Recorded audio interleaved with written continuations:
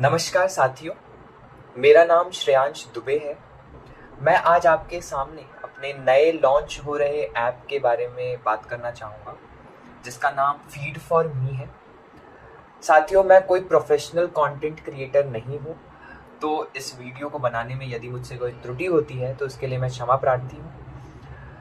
साथियों, भारत एक ऐसा देश है जिसकी 40% आर्थिक जीडीपी कृषि उत्पादों पर निर्भर है, पर फिर भी अभी तक कोई भी ऐसा इंटीग्रेटेड प्लेटफॉर्म हमारे किसान भाइयों के लिए नहीं है जो अनाज के उत्पादन से लेकर के, अनाज के बेच खरीद से लेकर के, अनाज के संरक्षण से लेकर के, अनाज की हो रही बर्बादी तक एक इंटीग्रेटेड प्लेटफॉर्म प्रोवाइड करता हूँ। तो फीड फॉर मी के माध्यम से हम ये समाधान लेकर के आए हैं। इसमें हमारे जो किसान भाई हैं, सबसे पहले वो अपने ग्राहकों को अनाज डायरेक्ट बिना किसी बिचौलिए के अपने अनाज को बेच पाएंगे। और इसके अलावा वो सारी जानकारी, जैसे कि हमारी भारतीय सरकार कौन कौन से नए ऋण प्रदान करती है हमारे किसान भाइयों को, कौन कौन सी स्कीम्स हैं और कौन कौन सी एनजीओज हैं जो ऋण देती हैं, कौन कौन से बैंक हैं जो ऋण हमारे किसान भाइयों को देती हैं, कितने प्रतिशत पे देती हैं। इसके अलावा हमारे वर्तमान के तकनीक में कौन कौन सी वृद्धियां आई हैं, उसको सीखने का एक अवसर, मौसम की गणना, ये सारी तमाम जो फीचर्स हैं, जो जितने साधन हैं, उसको हम एकत्र करके अपने ऐप के माध्यम से अपने किसान भाइयों को साझा करेंगे। इसके अलावा कृषि उत्पाद में जो सबसे महत्वपूर्ण कड़ी है, अनाज संरक्षण यानी स्टोरेज, उसके ऊपर कोई भी विचार नहीं करता।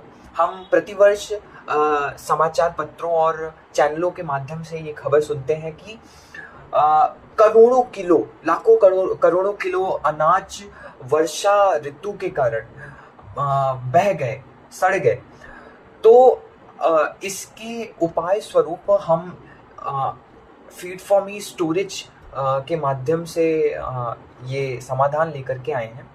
इसे हम इस प्रकार समझ सकते हैं कि मान लीजिए कोई व्यक्ति है जिसके घर में 4 कमरे हैं और वो व्यक्ति 3 कमरों का उपयोग करता हो, उसका 1 कमरा खाली है, तो वो अपना 1 कमरा अनाज संरक्षण के लिए अपने किसान भाइयों को दे सकता है।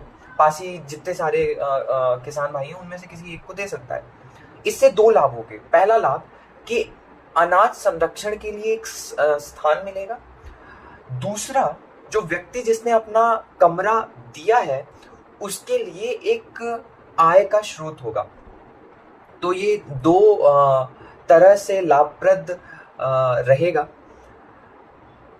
इसके साथ साथ हमने मतलब अनाज के बर्बादी को रोकने के लिए, रोकथाम के लिए भी ऐप के माध्यम से समाधान रखा है, जिसमें इसे भी एक उदाहरण के माध्यम से हम समझ सकते हैं।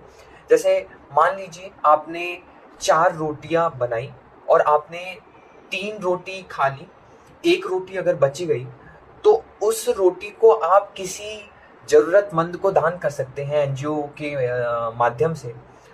तो वो 1 रोटी हम दान कर सकते हैं ऐप के माध्यम से। और यदि आपने आधी रोटी खा ली है तो वो किसी व्यक्ति जरूरतमंद को तो हम देंगे नहीं, खिलाएंगे नहीं उन्हें, तो हम उसे किसी गाय या फिर बकरी जैसे आदि जानवरों को हम दान कर सकते हैं। तो अंततः हम एक स्वस्थ वातावरण की बुनियाद रख सकेंगे इस ऐप के माध्यम से, जो कि मेरा लक्ष्य है। तो इस ऐप को ज़्यादा से ज़्यादा इस्तेमाल करें और मेरा जो लक्ष्य है कि कृषि प्रधान भारत देश जो उसका स्तंभ है उसको हम मजबूत कर सकें। तो ये मेरा लक्ष्य है और मैं आशा करता हूँ कि आपको अगर किसी भी प्रकार का अपना विचार अगर मुझे देना है, राय मुझे देनी है, तो मैं सहज भाव से उसको लूँगा और आप उसको साझा कर सकते हैं हमारे ईमेल और चैनलों के माध्यम से। यही हमारा ध्येय है और इसी को लेकर के हम आगे बढ़ने का प्रयास करते हैं। बहुत बहुत धन्यवाद।